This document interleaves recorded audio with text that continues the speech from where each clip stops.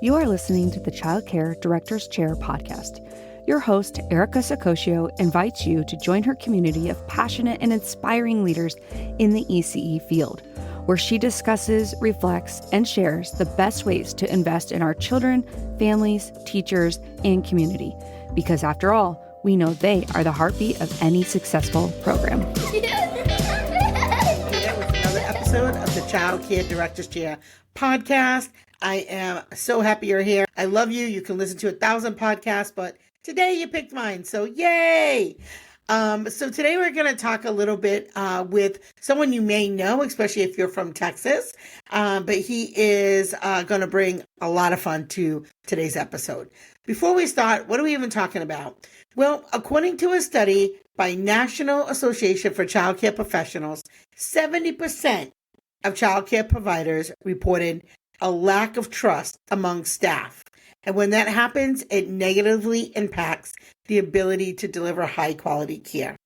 So we want to really emphasize how critical having trust in your work environment is for both the staff and the children that they serve.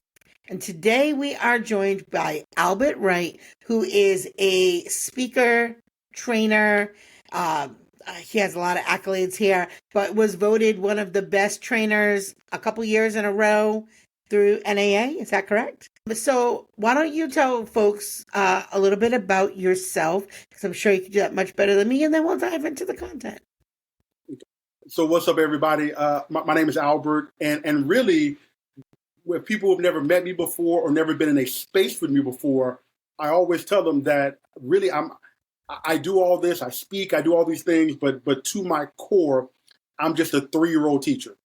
So for those of you who have been in the classroom before, you know what that means. And then right after I did 3s, I did 2s. So I got a little bit of an edge about me. Okay, all my 2-year-old teachers, you know what it is. So I've been in the field since the 90s, and I've done everything, like I said, from 3s to assistant director to center director to district manager. And I'm just happy to be here today with you guys.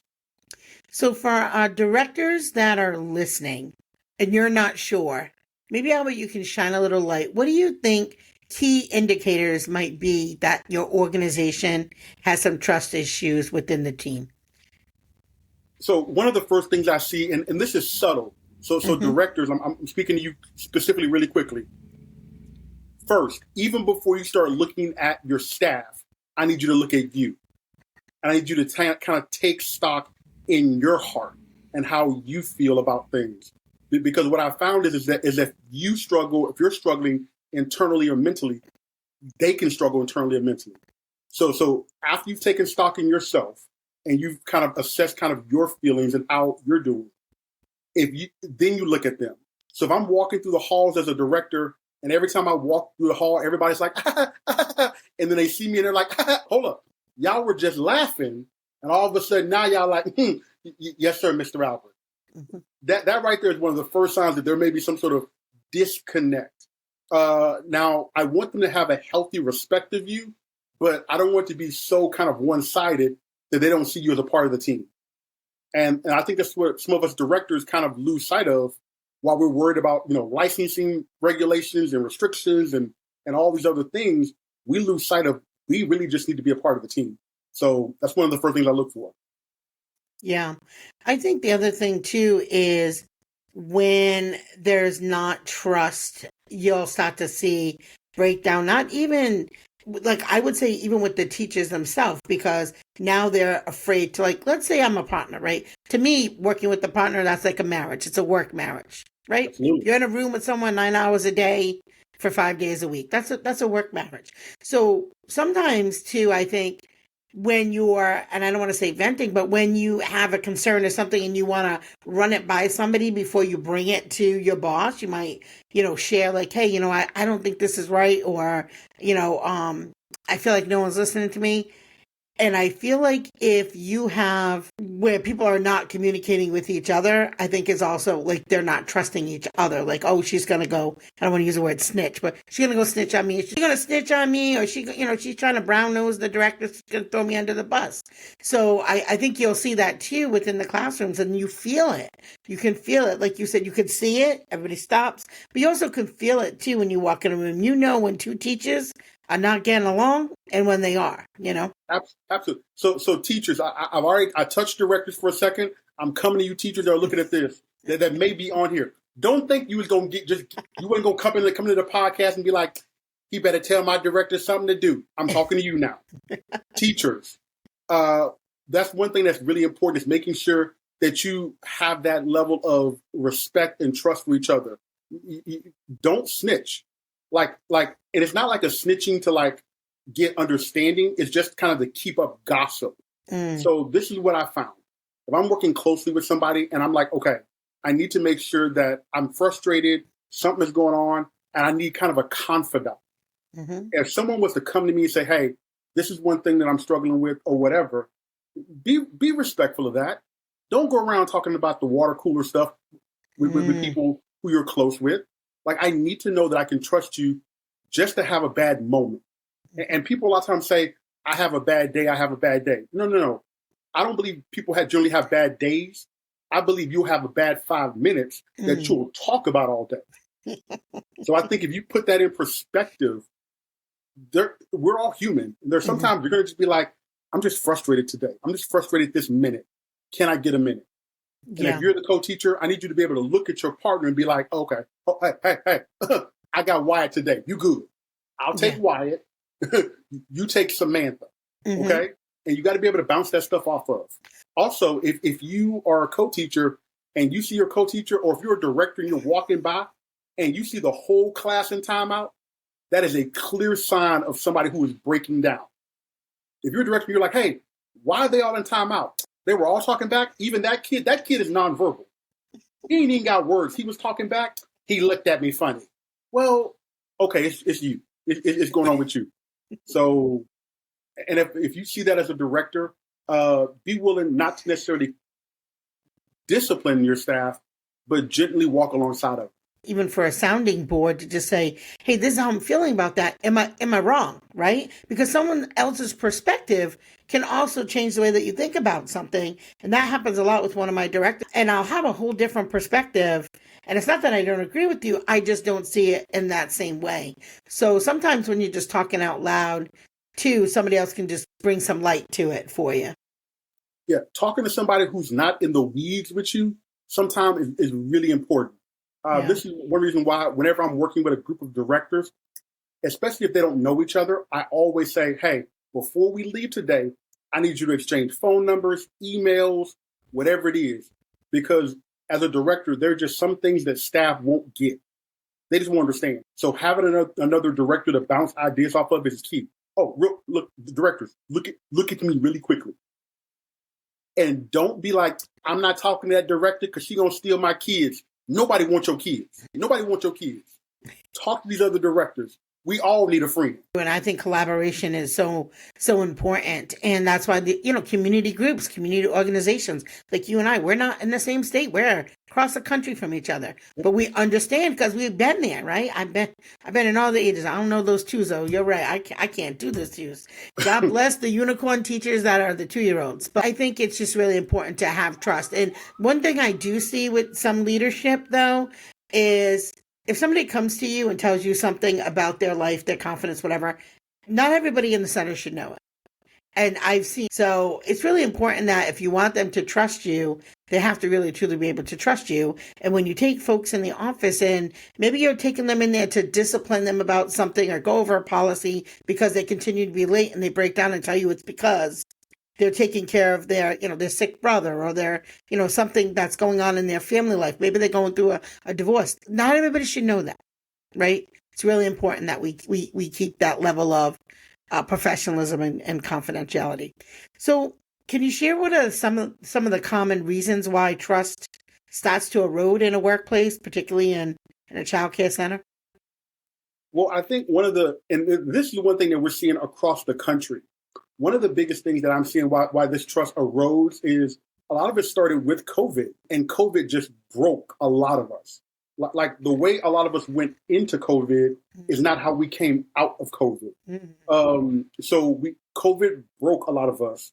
And because of some of the regulations or the rules or the standards us as directors had to uphold, staff didn't understand that. Like they didn't always understand why you have to cut people or fire people or we have to furlough everybody. So just that right there, okay, trust has been diminished. So now you as directors have to figure out, okay, how do I win my staff back? And not just how do I win them back financially, how do I win them back emotionally? Because there's some staff that you have there physically who aren't as dialed in as they used to be. And I think sometimes we think, oh, if we just pay them an extra 25 cents an hour or an extra quarter an hour, extra, whatever it is an hour, that'll fix the problem. But I tell directors this, you cannot fix an emotional problem with a physical thing. If they broke emotionally, you have to help them emotionally. So one thing that I just say is try to have one-on-one meaningful conversations with each of your staff to just see where they are, what's going on with them, whether it be something mentally, physically, emotionally, spiritually. I have heard directors say, well, Albert, I don't want to touch them emotionally, or I don't want to talk about anything outside of the school. And I have to remind them that they are 100% people. So what happens at home a lot of times affects them at school. The things I recommend, first and foremost, us doing as directors is taking stock in what's going on with our staff, talking with them on an emotional level, and not necessarily always as a boss, but figuring out kind of what those needs are and have strategies in place. There have been times when I've been a director where I've had to call a homeless shelter, or I've had to call a food bank, or I've had to call a church to see if they could help with different services. Now, let me say this to directors too. Some of you may be listening to me right now and thinking, hey, Albert, why do I have to do that? Like, I didn't break it. It's not my fault. Why do I have to do it? Well, I look at it kind of like how we work with our kids. Our jobs is to fix things that we didn't break. That goes with our children. That goes with our staff. And a lot of times that goes with us too. So if you want to figure out kind of what to do with your staff, a lot of it goes back to, let me observe there's a problem going on. And after I observe something that seems off, having that conversation. Like, don't be afraid to pull them into the office and say, hey, how are you doing today?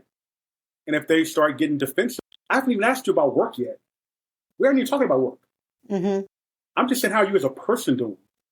Yeah. And if they share something with you like, hey, I'm going through a divorce, then you being emotionally good enough to say, hey, you know something? Some of the stuff you're going through, I've gone through. Just that right there makes you human. Like me personally, I went through a divorce a few years back. I did not realize how many of my friends had gone through it until I started going through it, and I felt alone. I felt like I was the only one that had ever gone through it, just because that's how I felt emotionally. And then a lot of my friends came out of the woodwork and said, hey, dude, I went through this. These are ways I was able to kind of help, not just help me, but help serve her well, help serve the kids well. And hear me, none of that had to do with actual work. But at the time, I didn't need work help. I needed personal help. So yeah, I think that's one of the biggest things we can start off by doing as directors. I think too, I love that. And when I think about this is going to seem unrelated, but it is, you set that tone right as soon as you meet people. So during an interview, perfect example, I'll ask somebody, tell me about yourself. And they immediately hop into, well, I got my degree here. I have this experience. And I'm like, oh, that's great. Tell me about you. Right? So you can start that right at that first, so they can have a good understanding of what your culture is like. And so when you show them right up front from day one that you meet them, that you care about them as a person, you're going to get a lot more buy-in, a lot more buy-in for sure. So, all right. So let's say we've identified some things are not doing great. What maybe the first steps that leaders should take to start rebuilding that trust with their employees? Okay, so first thing that I would do is I would figure out what resources you had available to you, or maybe available to some of your the people in your circle. I'll give you an example. I had one teacher who just, she was having just some house issues. Like her house was just basically falling apart. One of my parents I knew was a handyman. So I worked with one of my parents to figure out if we could provide some services and help this teacher with her home. Those things had nothing to do with the school. Mm-hmm. Other things I saw was I had one teacher who just struggled with difficult or problematic kids or kids with problematic behavior. There aren't problematic children, there's problematic behavior. And I had one teacher that just struggled with that. She lived in a very kind of Mary Poppins-esque kind of world. Like everything was skinnamarink-dinky-dink, skinnamarink-doo. And that real hard child, that child that just had an edge about her. Get a different tune. I need you to put some rap in there, some gangster rap in there. Get a different song in his head. So one thing I did with her was I was like, okay, to help that child, I need you first to know that child. Introduced her to some things that child listened to outside of work, outside of school. I also had parents help that parent with some verbiage they used at home.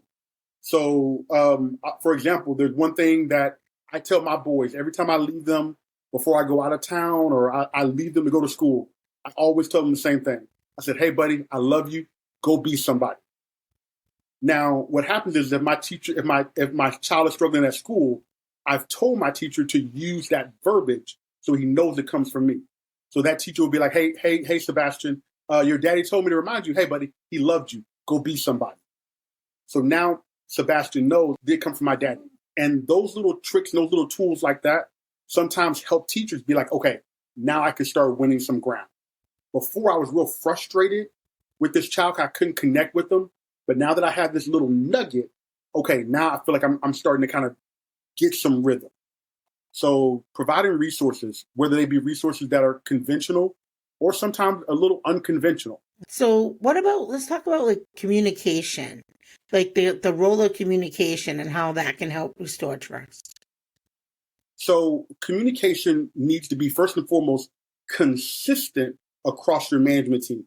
We kind of understand and we've seen the director, assistant director, and the office manager may approach situations differently because of how they feel or their experiences or their whatever. And as they're telling staff, oh, well, this is how you should do it.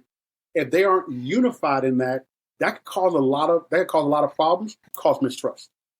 Because if a staff member is like, hey, I talked to, Miss Donna, and Miss Donna said this, but you're telling me something different. Now I don't know who to believe. It's probably best to, before somebody in management makes a decision or says something across the board, to go back to the rest of the management team and make sure that all of their messages are unified. I don't like it when it becomes a mom says this and dad says this type of thing. I need everybody on the same page. Yeah, so that happens a lot. Yeah, so communication, it has to be unified and consistent, no matter who they're talking to. This morning, actually, a perfect example. This morning, there was a message that needed to be conveyed to some staff. And so I called my center director and I said, hey, put so-and-so on the phone. That message had to come out of my mouth to that person. There was several teachers. I'm not going to throw anybody under the bus, but I just didn't want anything to change or the translation to be lost. But it was a message that needed to come from the top up, But yeah, I think sometimes it is difficult too, because on the flip side of that is we're not clones of each other, right? I can say something, literally the same words as someone else, but my approach might be different. My body language might be different. My tone might be different. So I think although you have the uniformity, you also have to try to figure out a way that you don't have this mom or dad division, because that does all have one director that they lean towards more than the other. Maybe that person comes across with more empathy or more understanding. But it's important to be aware of that. If you find that your team continually keeps going to one person, just evaluate that. Try to dissect that. Why? Is it a good thing or a bad thing? Is that person letting them get away with everything? Or is it that they connect more with that person? And the other thing is, leadership, guys, is not a title. People are going to gravitate to where they feel heard and valued. So it could be the janitor in your school, right? That janitor might know everything that's going on in that school, right? And you may not. So I think, where people are seen and heard is really important. Another thing too is if they don't go to you, don't get offended. Mm-hmm. Like don't take that personally. If they, if I'm the director, I have an assistant director, and everybody goes to her all the time, don't be like, stop going to her, come to me. Well, things like that will break down trust. Mm-hmm. I may even talk to the assistant director, hey, everybody comes to you. Why do you feel like they come to you more than they come to me? Mm-hmm. And if they say, hey, you look scary, or your voice sounds aggressive, don't take that personally. Look introspective. Okay, I might look a little scary. What can I do to help that? Yeah. Or maybe I am coming across a little rough. Well, when they're talking to me, a lot of times I'm thinking about something else, or I'm worried about something, or trying to do payroll or something like that. So maybe you need to say, if somebody comes to you during that time when you're trying to do payroll, hey, right now I'm really struggling right now. I'm really kind of involved in this. Can I talk to you in like an hour? Just saying something like that lets them know that they were heard. But right now you're not in the best frame of mind to give emotional advice, but you do want to follow back up with them later. That comes across a whole lot better than stop talking to me, because then the trust is broken again. I very rarely find trust being broken in one big thing. A lot of times it's a lot of little bitty things that just erodes it away. I think it was Ali that said, it's not the rock in your shoe, but it's the pebble. And a lot of times just that little bitty pebble is the thing that just breaks down trust. That's great insight. What about transparency? So what are your thoughts on transparency when it comes to rebuilding trust? Now, transparency is a tricky one because you want to give them enough so that they feel connected, but you don't want to give them so much that they are outside of their depth. I think some of that comes to the staff you have, talking to them kind of where they are. For example, if you have staff that are just like, they're in the weeds and they're like, hey, we're all uniformly mad about this thing or whatever, that might not be the best time to just unload everything on them or why every decision is made. Maybe you give them up to a point. Now, I don't say to just hide things from them, but I do say be mindful what you give them and how you give them.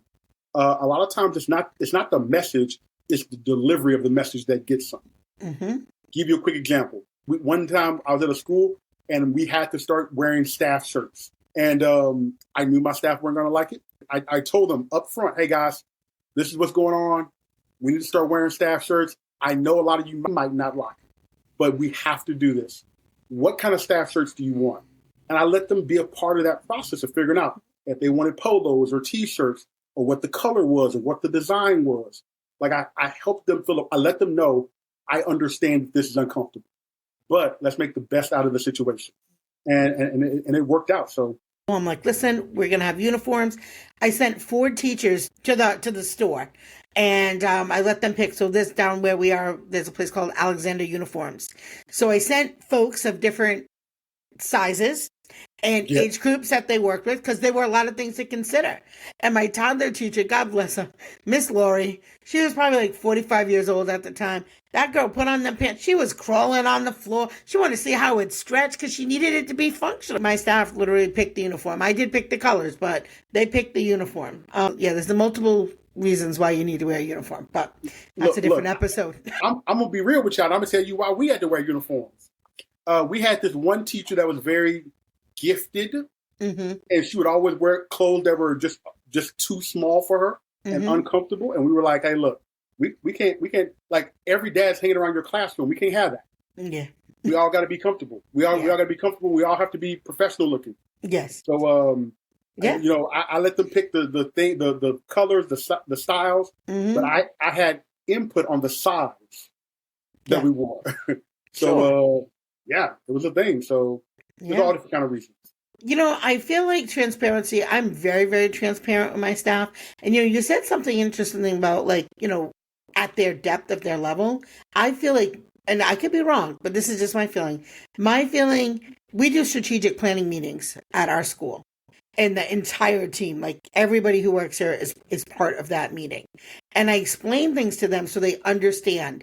So something as simple as, this is going to sound really silly, but something as simple as when you're a teacher and you walk into our building and you see a piece of trash and you don't pick it up, that impacts our school. and how it impacts our school and why one kid, we just lose one kid. Because sometimes they're like, all right, well, he left, or he was challenging anyway. Yay. I'm like, well, do you understand that we just lost $20,000? Would you like that new light table and a raise? Because I would love to give that to you. But that little Johnny who just left is leaving with our light table, right? So Yeah. I do try to help them understand the bigger picture and their part in it. So maybe I'm not going over line by line budgets, but just to help them understand that everything they do in our center impacts our center one way or another. When we're not nice to new people, they don't, but you want to complain that we're short staffed and that one called out. What am I going to do about it? Well, I can't fire her if I don't have anybody to replace her. And if y'all ain't nice because y'all clicky, Look. sizing down the new people. Look. Listen, we keep it real on this show. So if those things are happening, again, it's not a good work culture. So you have to look, like you said, look inside first, see if that's going on. Make sure that you're addressing it if it is, because that's going to gain trust. And sometimes you're going to have hard conversations with staff that you love, and sometimes it's family members. Sometimes it's, people that have been with you for years that are truly, truly like family. So you have to have those hard conversations. A director understanding what kind of culture they have and what kind of culture they want to have is a real important part of the whole process. The Rogers in the neighborhood type of culture, but you got like a Snoop Dogg and Dre culture. Understand kind of the people you have and kind of what they bring, and try to. You might not ever get that Mr. Rogers, juggling the shoe back and forth, but you could get something, a version of that still feels authentic to the staff, but still really good and productive to the children.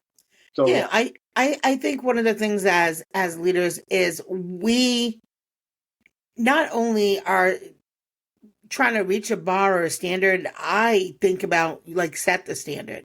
Like I want my team to set the standard. I want a place where when people come in, like, wow, I never worked at a school like this. I never worked at a place where they cared so much or I was so supported. And so that's really important to me. If you look at it this way, with having a great work culture, being transparent, connecting with your people, you're not going to have a hard time not only getting staff, but keeping staff. Because, one thing I hear a lot is, you mentioned it earlier, we're short staffed. Well, I think there's two components of that we forget. First of all, if you can hire as many staff as you want to, but if you can't keep the ones you have happy, none of it works. Mm-hmm. So I call it closing the back door. Mm-hmm. So sometimes it's not focusing on how to get more staff. It's focusing on how to keep the staff that we have. That's one piece that I keep the good staff that you have. I feel you've been traumatized by something. Well, 25 years in, a couple centers, yeah. Yeah, you got to look. I keep the good ones. You got to weed the garden sometimes. Yeah. And sometimes if you have a good culture, those rough ones, they're going to go on about their business anyway. Yes, that's true. That's true. Like I tell people, I don't fire you, you fire yourself. So, yeah, especially if you're trying to keep up nonsense or drama and you realize that none of us are just going to go for it, and you can't talk behind people's backs because everybody is on board with each other, people just tend to be like, I don't want to work here no more. Well, the work don't want you either. Gone. Can you give us an example of a successful trust-building initiative that you've implemented or observed, or something that, like some action when we get off this podcast that somebody can do that has worked? A important initiative that I've done that worked. I'll give you one. So one thing that I did that really, really helped one of the staff I worked at. I've been a director of multiple different schools, but this one I had specifically was just rough. Everybody had been there like 15, 20 years. Everybody was like 10 years older than me at the time. And I just couldn't break through. I couldn't get everybody on the same page with me. So one thing I did was I started doing, and it's going to sound normal, but I started doing monthly kind of get-togethers. And during those monthly get-togethers, we did a bunch of different stuff. Like we did potlucks at the school, yes. Mm-hmm. But we also went and got pedicures together. One thing we did kind of race car driving. And a lot of things I did, what I would do is I would do something once a month. And then every 3 months, we'd say, okay, bring all family. So we didn't just want to partner with the teacher, We wanted to partner with the husband. We wanted to partner with the kids. And that helped a lot. And through doing stuff like that, we became good friends with a lot of spouses. So much so that another thing that we started was we used to send like birthday cards home to the staff. And we also started sending birthday cards home to the spouses. Love it. So we would have the kids all sign a card, put their little scribble or their little picture or whatever. And then I would say, thank you for sharing your spouse with us. She's been a blessing to our school, and you have been a blessing to us as well. And we would, all the staff would sign it as well, and we send it home. And I would get the coolest stories about, a husband that would get a card from the school and say, hey, honey, this is for you. And she'd be like, no, this is for you. And then he'd be like, oh my goodness, he'd open it up and saw something like that. And that it just meant a lot to them. They came in and thanked us or whatever. But one thing I realized was a lot of stuff we did didn't cost a lot of money. Because people think sometimes you have to fix it with money. It's just time. Good solution for 42 cents. Literally 42 cents. Right. And then, and then he goes and tells, people at his work, and people are like, hey, I want to work there. How come we're not getting cards, right? It builds goodwill and connection to your school. And a lot of times we got kids do that too. Like the dad would be at work and somebody at work would be like, oh, my kid doesn't like his school. And he'd be like, well, my kid loves this school and our school is great. And they would refer us. So we didn't have to do a lot of outside promoting for our school. Our parents, like our teachers and their spouses and the parents did it for us. Yeah, I feel like that's such a great little enrollment tip. I was talking about enrollment earlier today with another gentleman on, I guess when we release this, it'll be 2 days ago, podcast. But we talked about the importance of having that human connection with the people in your program and how that really helps you, as you said, get those referrals and stuff. So before we wrap it up, maybe what advice would you have for leaders who are hesitant to address trust issues head on, right? Maybe you're not as assertive a director. Maybe you don't like confrontation. Like, what would your advice be? Because you can't ignore it. It's not going to go away. It's going to get worse. So what would your advice be there?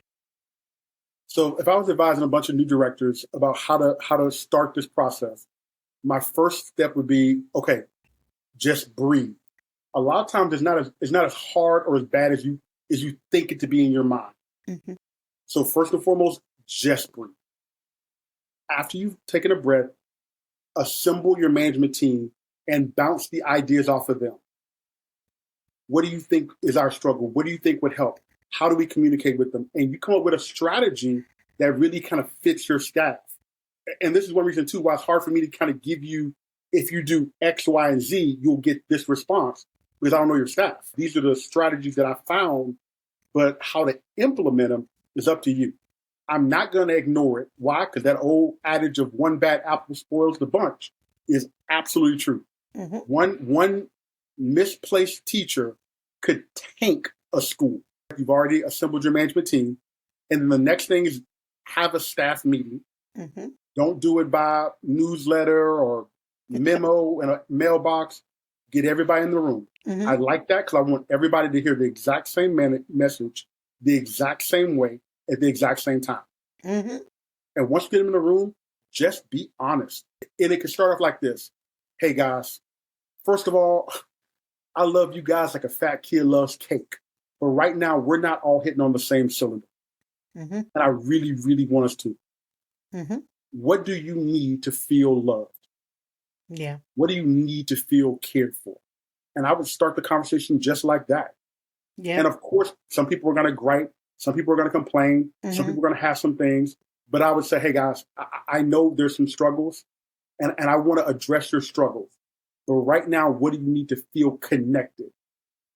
Don't get caught up in the struggles. Don't get caught up in the defending the company or defending the organization. Don't get caught up in all that. Be singly focused on what can we do to help us. Yeah. And you do that, and it comes. Yeah. And don't expect it to come quick. You think you're going to do it on Tuesday, and everybody's going to be, friends are friends forever and hugging and kissing by Friday.